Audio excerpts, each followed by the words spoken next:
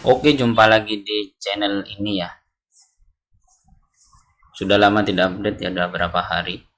Saya akan melanjutkan video gimana cara optimasi di jaringan wireless. Ini tanpa menggunakan mikrotik ya. Kalau yang video mikrotik, yang menggunakan mikrotik itu sebelah sini ya. Saya tampilkan, silahkan tonton. Nah ini kebetulan, bukan kebetulan sih, aslinya sebelumnya sudah menggunakan modem ini dari pertama.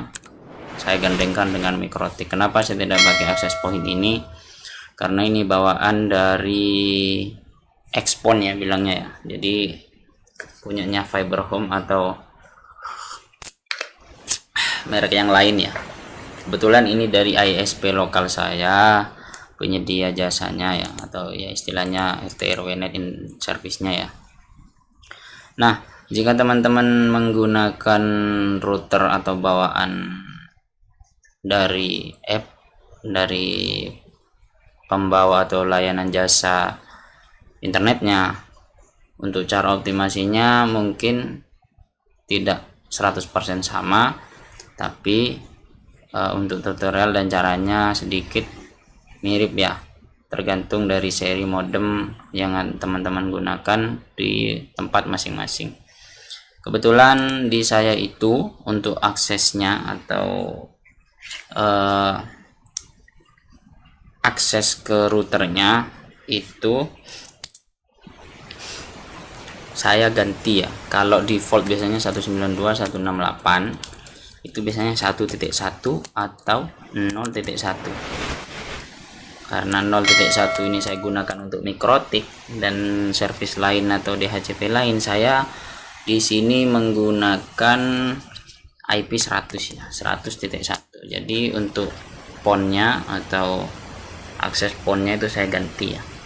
Saya ganti ke 100. Kenapa begitu? Karena pada saat akses 192.168.1.1 ini akan mengarah ke modem milik penyedia layanan ISP di tempat saya. Gitu. Atau 2.1. Ini juga sama ya. Mungkin penyedia jasa di saya itu menggunakan IndiHome ya, gitu. Di BIS atau IndiHome saya kurang paham, cuma ya setidaknya menggunakan ISP mereka. Ini ya 2.1 kosong di tempat saya. Kalau 3.1 saya cek dulu.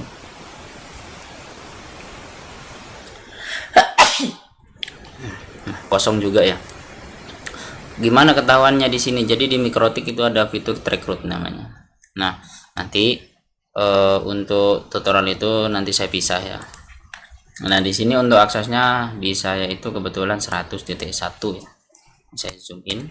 Untuk username masing-masing bisa berbeda. Kebetulan di sini Telekom admin dengan password admin Telekom ya. Tinggal dibalik, nanti untuk passwordnya saya sertakan di deskripsi.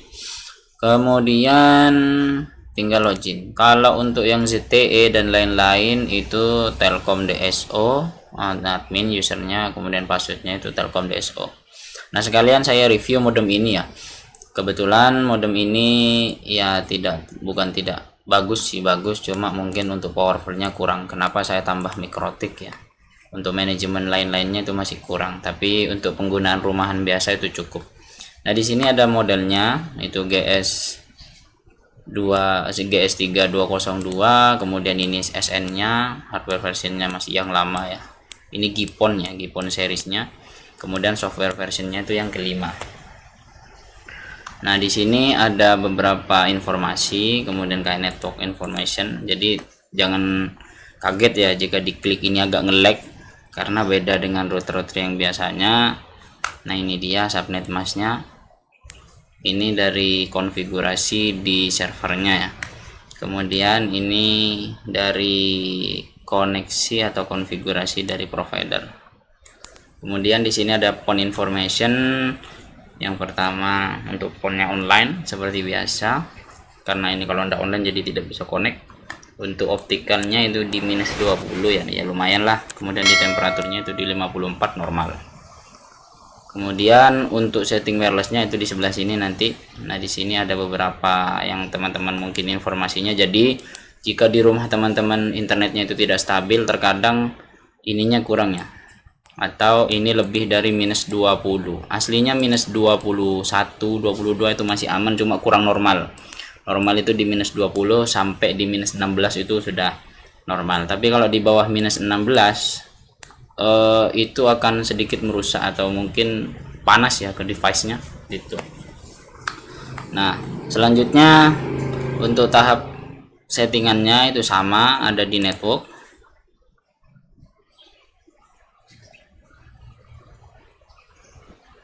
Sabar ya, karena router seperti ini lag ini sudah umum ya. Jika tidak muncul tinggal di refresh ya. Kebetulan ini saya pakai LAN bukan wireless ya, ini pakai kabel LAN ya yang ke kamar. Nah ini dia. Kemudian di bagian WLAN, nah ini kebetulan untuk yang saya ini saya matikan ya, karena tidak saya pakai. Ini saya enable dulu function switch-nya, ini saya enable, kemudian di apply. Nanti tunggu.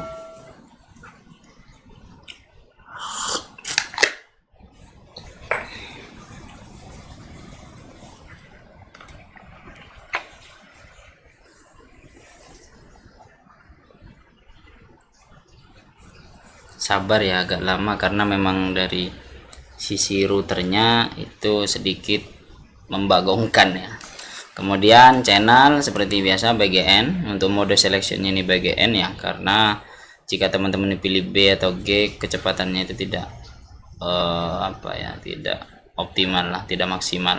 Kalau channel N itu maksimal. Kemudian channel selection seperti tutorial sebelumnya, silahkan sesuaikan dengan tempat masing-masing.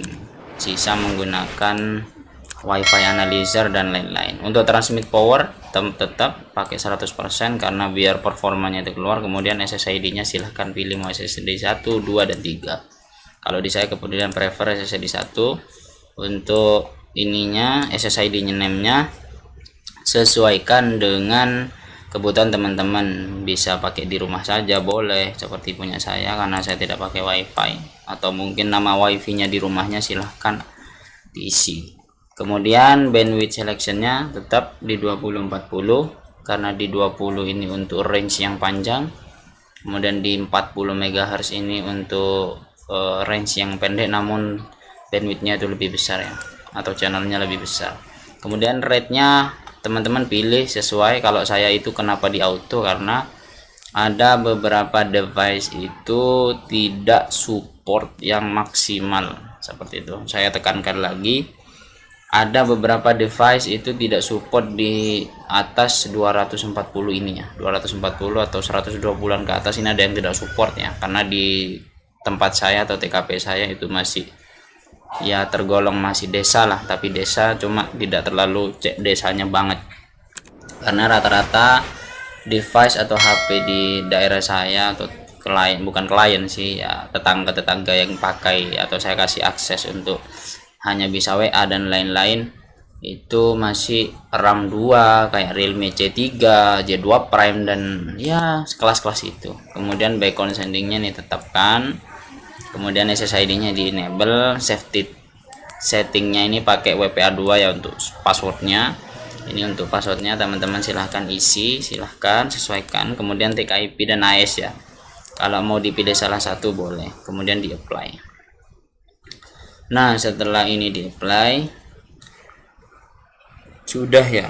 Nah, kemudian teman-teman tinggal speed test. Nah bang, semisal saya speed test kok kecepatannya di bawah 10 atau kecil bang, hanya 4 MB. Kalau itu tergantung dari ISP atau koneksi internet di teman-teman ya.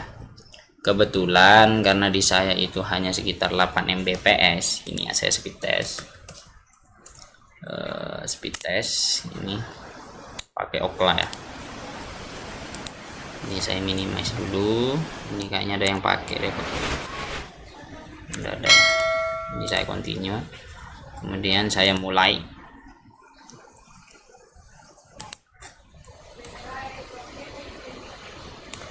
Saya matikan dulu show column-nya ini L2MTU sama. Oke dah, ini saja ya. Nah jadi itu kecepatannya hanya 8 Mbps di ether utama atau ether 5 ya ISP. Ini kecepatannya hanya di sekitar 7 atau 8 Mbps, ini maksimal ya sudah.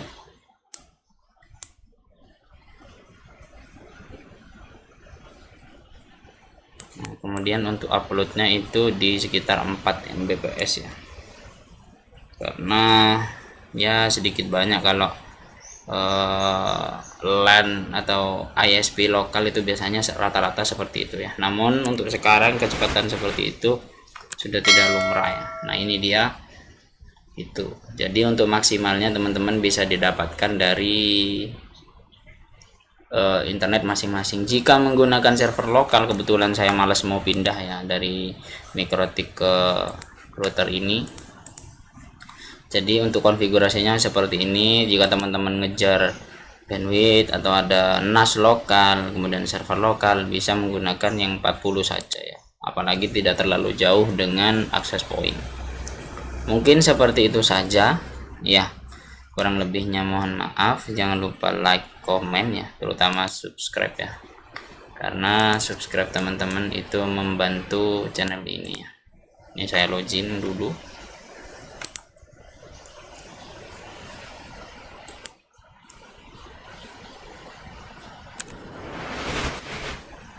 Ini dia di network, agak lama ya, biasa seperti itu. Terima kasih, ketemu di konten selanjutnya ya, bye bye.